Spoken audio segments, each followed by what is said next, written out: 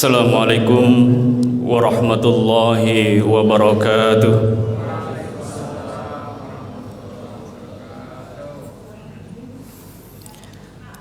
Alhamdulillahilladzi hadana lihada wa ma kunna linahtadi laulan hadanallah. Asyhadu an la ilaha illallah wahdahu la syarikalah wa asyhadu anna Muhammadan abduhu wa rasuluh. Allahumma salli ala Muhammad wa ala ali Muhammad. Jamaah salat subuh Masjid Al-Ijtihad rahimakumullah.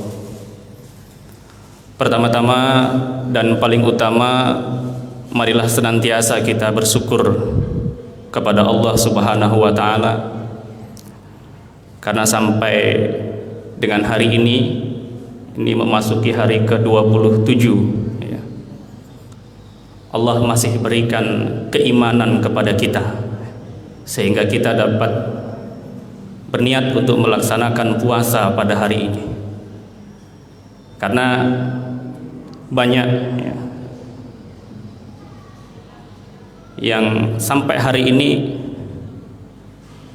masih belum melaksanakan puasa, bukan karena fisiknya tidak sehat, bukan karena waktunya tidak ada, tetapi karena keimanannya belum memanggil untuk melaksanakan ibadah puasa dan ibadah-ibadah yang lainnya. Syukur yang selanjutnya yang patut kita syukuri adalah nikmat yang selanjutnya yang patut kita syukuri adalah nikmat sehat. Di bulan Ramadan ini nikmat sehat itu penting ya. Karena kalau dalam kondisi sakit ya, melaksanakan ibadah puasa itu juga cukup kerepotan ya. Tidak hanya ibadah puasa saja dalam kondisi sakit, ibadah-ibadah yang lainnya juga cukup kerepotan. Mulai memasuki hari ke-15 itu, kalau kita perhatikan imam-imam tarawih, imam-imam lail ya, suaranya sudah mulai serak-serak ya. Hidungnya sudah mulai bersin-bersin ya. Ini nggak enak ya. Mana Pak Yunus? Nggak enak kalau suaranya serak mimpin jadi imam. Nikmat yang selanjutnya adalah nikmat waktu. Sampai hari ini alhamdulillah kita masih diberikan umur oleh Allah Subhanahu wa taala untuk menikmati Ramadan. Dan mudah-mudahan Allah senantiasa panjangkan umur kita sehingga kita dapat menunaikan ibadah Ramadan ini hingga akhir Ramadan nanti dan dipertemukan dengan Ramadan berikutnya. Amin Allahumma amin. Salawat serta salam marilah senantiasa kita haturkan kepada junjungan kita Nabiullah Nabi Muhammad sallallahu alaihi wasallam. Dan mudah-mudahan kita adalah umat beliau yang senantiasa istiqomah untuk menteladani sunnah-sunnah beliau ya, yang sidik, yang tablik, yang amanah dan fatonah. Dan mudah-mudahan kelak kita juga bagian dari umat beliau yang mendapat syafaat di yaumil qiyamah. Amin ya rabbal alamin. Jamaah rahimakumullah, saya beberapa kali ya izin terus sama Pak Yanto ini. Jadi untuk hari ini saya nggak boleh izin lagi. Ya. Jamaah rahimakumullah, Ramadan itu telah banyak mengubah kehidupan manusia, terutama mengubah kebiasaan sehari-hari. Ada yang tadinya sehari-hari membaca Quran itu hanya 1 halaman atau 1 minggu 1 kali, tetapi dengan memasuki bulan Ramadan itu yang tadinya 1 hari hanya 1 halaman atau 1 minggu 1 kali membaca Quran, dengan Ramadan itu intensitas membaca Quran itu bertambah, bahkan hampir setiap waktu, bahkan ada yang setiap habis sholat 5 waktu itu membaca Quran. Yang lain adalah rutinitas ibadah sholat, baik itu ibadah sholat wajib maupun ibadah sholat sunnah. yang tadinya 5 waktunya seminggu dapat dihitung ke masjidnya, karena dengan Ramadan hampir tiap waktu ibadahnya selalu jamaah di masjid.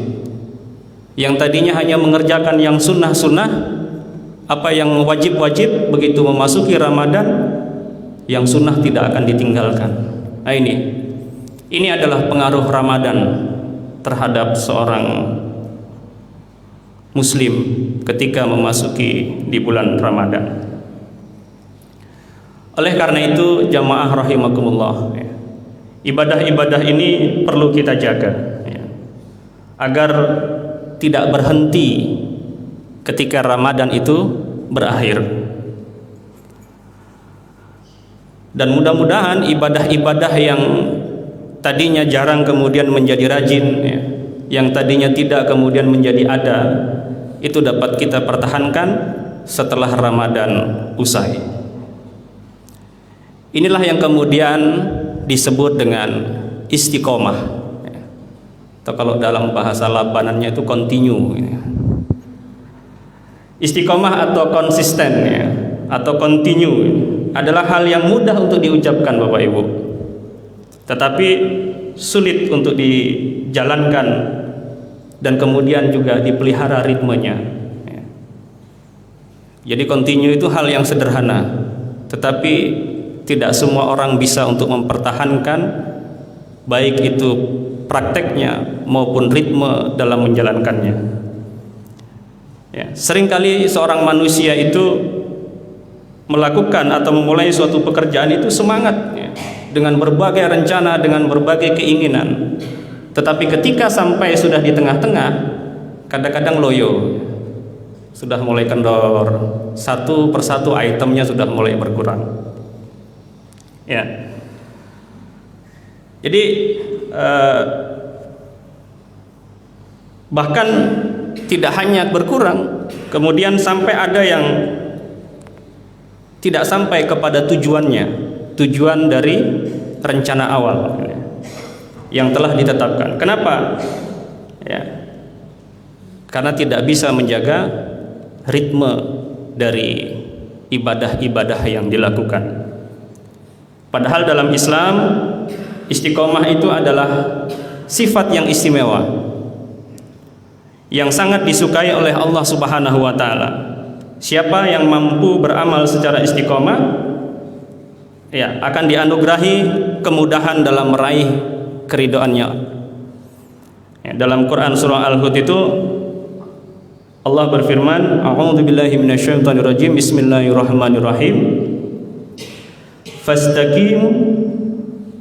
Fastaqim kama umirta wa man taba ma'aka wala tadghaw innahu bima ta'maluna basyir.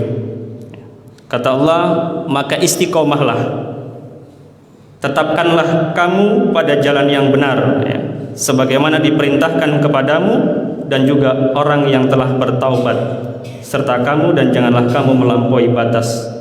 Sesungguhnya Dia Maha melihat apa yang engkau kerjakan. Jamaah rahimakumullah,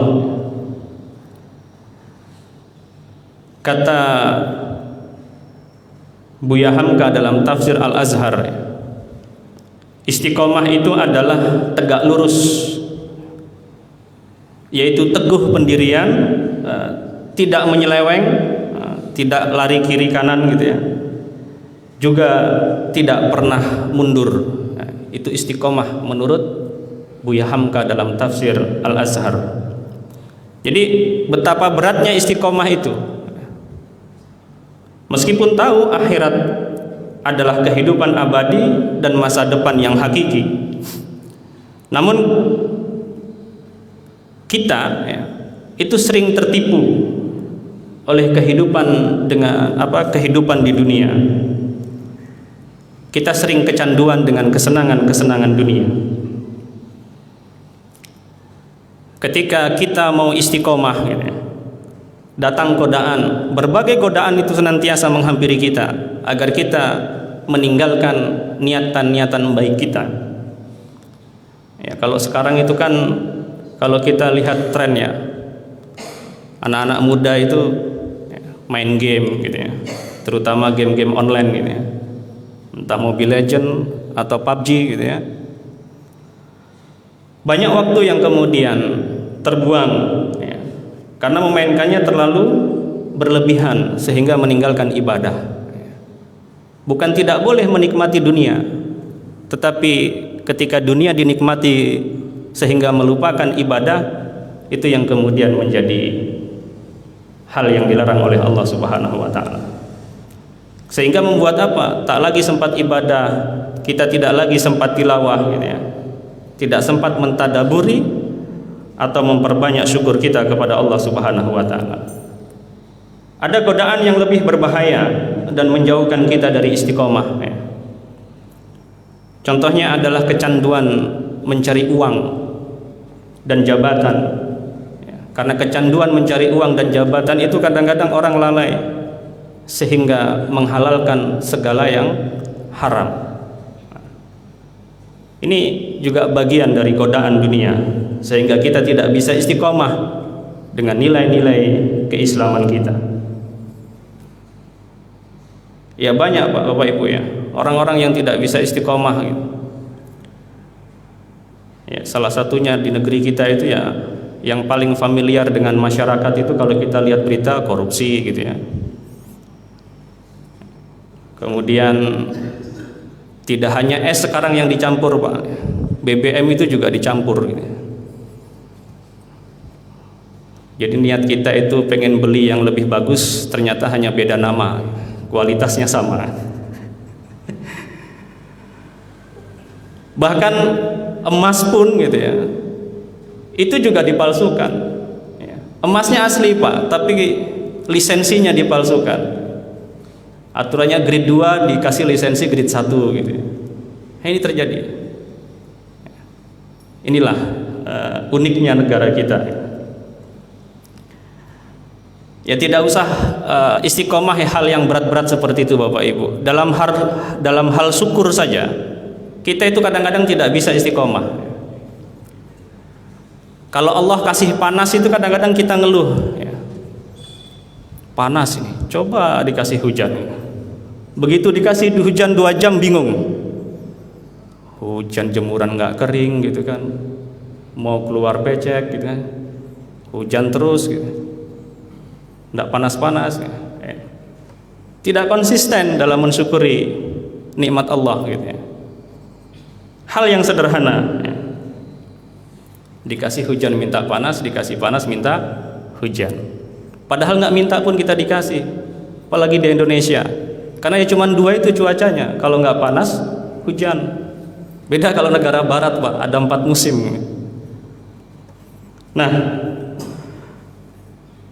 maka sungguh benar ketika Allah itu mensifati kehidupan dunia itu sebagai mata'alul gurur ya, mata'ul gurur, kesenangan yang menipu. Menipu kita dari apa ya? Menipu kita dari ketaatan kepada Allah Subhanahu wa taala. Menipu kita dari ketakwaan. Menipu kita dari istiqomah. Ini yang disebut dengan kesenangan yang menipu. Menyadari bahwa dunia itu adalah kesenangan yang menipu. Kalau kita sebagai umat muslim menyadari akan hal itu, maka kita dapat menjadi umat yang waspada. Ketika muncul godaan-godaan, kita akan sadar itu adalah tipuan yang bisa menjauhkan kita dari istiqomah. Maka kita pun akan segera kembali. Ketika kita melakukan hal itu tanpa sadar, tapi karena sudah ada mawas diri, maka kita akan bisa kembali kepada ketaatan kepada Allah Subhanahu wa taala. Kenapa istiqomah itu berat? Ya. Karena istiqomah itu hadiahnya surga. Istiqomah itu berat karena berhadiah surga. Ya. Kalau ringan ya mungkin hadiahnya kipas, ya. Kipas angin ya Pak, atau sepeda gitu kan. Dapat sepeda itu kan gampang Pak ya, apalagi 5 tahun yang lalu. Hanya dengan menebak 5 nama ikan dapat sepeda. Kalau istiqomah enggak, istiqomah itu hadiahnya surga. Kata Allah dalam Quran surah Al-Ahqaf ayat 13 sampai 14 itu, Allah berfirman, Bismillahirrahmanirrahim. Innal ladzina qalu rabbunallahu tsumma istaqamu fala khaufun 'alaihim wala hum yahzanun. Ulaika ashabul jannati khalidina fiha jazaa'an bima kanu ya'malun. Kata Allah, sesungguhnya orang-orang yang mengatakan Tuhan kami ialah Allah, kemudian mereka tetap istiqomah, maka tidak ada kekhawatiran terhadap mereka dan mereka tiada pula berduka cita. Mereka itulah penghuni-penghuni surga, mereka kekal di dalamnya sebagai balasan atas apa yang telah mereka kerjakan. Jadi menjaga iman ya, di era saat ini, di masa seperti sekarang ini memang berat. Istiqomah di zaman yang banyak fitnah seperti ini tidak mudah Bapak Ibu. Apalagi dunia sekarang itu tergantung framing, tergantung kita hidup di lingkungan mana ya. Tergantung kuat-kuatan buzzer Pak. Yang salah bisa jadi benar. Yang benar kalau tidak sesuai dengan keinginan pimpinan itu bisa jadi salah. Nah ini hidup di era saat ini, era banyak fitnah. Namun disitulah tantangannya. Beratnya istiqomah itu akan mengantarkan kita ke surga abadi dalam kebahagiaan selama-lamanya. Makanya Prof siapa itu? Kalau nggak salah Prof Mahfud MD ya. Itu kan mengatakan ya, malaikat itu kalau sudah masuk di Senayan Pak ya, itu sudah bisa berubah sifatnya. Di era sekarang ini, malaikat itu kalau seandainya nyalek kemudian di Senayan jadi gitu ya, itu bisa berubah sifatnya. Kalau tidak kuat istiqomahnya, dia ngomong Prof Mahfud MD, bukan saya Pak ya. Karena beliau yang berpengalaman di sana. Ini penting Pak. Yang tidak ikut-ikutan bisa terseret ketika tidak bisa mengikuti arus. Ini luar biasa. Kenapa berat? Karena membahagiakan istiqomah itu. Istiqomah itu berat tetapi membahagiakan. Mengapa? Karena orang yang istiqomah Allah akan menganugerahi ketenangan, keberanian dan optimis dalam kehidupannya. Dalam Quran surah Fussilat ayat 30 Allah berfirman, Bismillahirrahmanirrahim. Innal ladzina qalu rabbunallahu tsumma istaqamu tatanazzalu 'alaihimul malaikatu alla takhafu wa la tahzanu wa absiru bil jannatil lati kuntum tu'adun. Sesungguhnya orang-orang yang mengatakan Tuhan kami ialah Allah, kemudian mereka meneguhkan pendirian mereka, maka malaikat akan turun kepada mereka dengan mengatakan, janganlah kamu takut dan janganlah merasa sedih, dan gembirakanlah mereka dengan jannah yang telah dijanjikan Allah kepadamu. Ya, itu tadi Pak. Karena memang ending dari istiqomah itu adalah bahagia, ya, surga. Siapa yang nggak mau dapat surga Pak? Kata Ibnu Katsir rahimahullah dalam banyak mufassir lain menjelaskan bahwa turunnya malaikat dengan menyampaikan pesan meneguhkan itu terjadi saat sakaratul maut. Ya, namun ada juga yang menafsirkan bahwa keberanian, ketenangan dan optimis itu akan diperoleh oleh orang-orang yang istiqomah sejak di dunia. Jadi ada yang dikabarkan ketika sakaratul maut, ada yang memperoleh ketika sejak ada di dunia. Maka kita lihat misalnya kayak Bilal bin Rabah yang tadinya penakut berubah menjadi pemberani. Kenapa? Karena istiqomah dalam mempertahankan akidahnya, tidak gentar ya, mau disiksa seperti apapun, dia tetap mempertahankannya. Kenapa? Karena Nabi sudah menjanjikan surga. Misalnya Mus'ab bin Umair yang penuh dengan ketenangan, dan termasuk sahabat-sahabat Rasulullah yang lainnya yang senantiasa optimis, ya, mendakwahkan ajaran Islam hingga ke seluruh penjuru negeri ini, ya. Kalau tidak karena didasari keimanan, ketauhidan dan ketakwaan kepada Allah, tidak mungkin mereka bisa menyebarkan Islam itu dengan semangat, ya, dengan pengorbanan itu tidak hanya berkorban secara harta, tetapi juga berkorban dengan nyawa.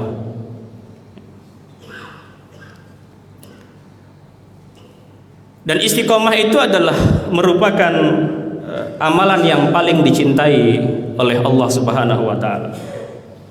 Ini sampai jam berapa Pak Yanto? Sampai surut.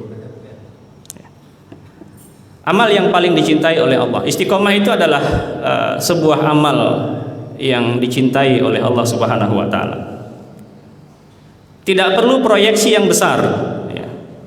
Tidak perlu angan-angan yang muluk atau rencana yang begitu wah gitu ya.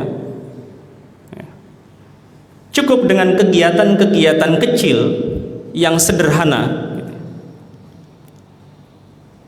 yang memadai sesuai dengan kemampuan yang kita miliki, tetapi intensitasnya itu, ritmenya itu teratur Pak, dan kontinu, berkelanjutan. Itu lebih disukai dibanding aktivitas yang padat tetapi tidak konsisten. Ini istiqomah. Banyak amalan-amalan yang saya yakin lah bapak-bapak di sini pasti punya amalan rutinitas. Entah amalan salat sunnahnya, atau amalan baca Qur'annya, ya, atau mungkin sedekah subuhnya. Mungkin sedekah subuhnya nggak pernah banyak. Subuh itu mungkin 10.000, tapi nggak pernah putus mulai ketika diniatkan sampai hari ini. Itu lebih Allah sukai ketimbang yang muluk-muluk gitu kan. Nanti saya mau bikin panti asuhan supaya anak-anak yatim piatu mau tinggal di situ. Ketika sudah, tapi nanti tunggu uangnya terkumpul. Ketika uangnya terkumpul ternyata nggak jadi, niatnya berubah gitu. Entah untuk yang lain beli mobil atau apa gitu kan. Proyeksinya besar Pak, tetapi tidak konsisten. Beda yang tadi sedekah cuma 5.000 setiap subuh, tapi konsisten mulai diniatkan. Kemarin di Masjid Al-Muharram itu ada penceramah menyampaikan sudah kurang lebih 7 tahun, kalau tidak salah 7 tahun ya, itu mengamalkan setiap satu hari itu dia harus menyelesaikan beberapa halaman Quran, dan beliau bagi setiap harinya setiap habis sholat itu harus mentargetkan. Beliau tidak akan tidur kalau kemudian tidak mengamalkan itu. Kalau targetnya belum tercapai dalam satu hari tidak akan tidur. Jadi habis sholat itu dicicil Pak. Kalau misalnya satu hari mengamalkan 5 halaman, berarti kalau 5 waktu setiap habis sholat dia harus menyelesaikan satu halaman. Dan beliau menyampaikan alhamdulillah sampai hari ini beliau amalkan kurang lebih 7 tahun. Ini sederhana ya. Tapi tidak semua orang bisa, termasuk saya.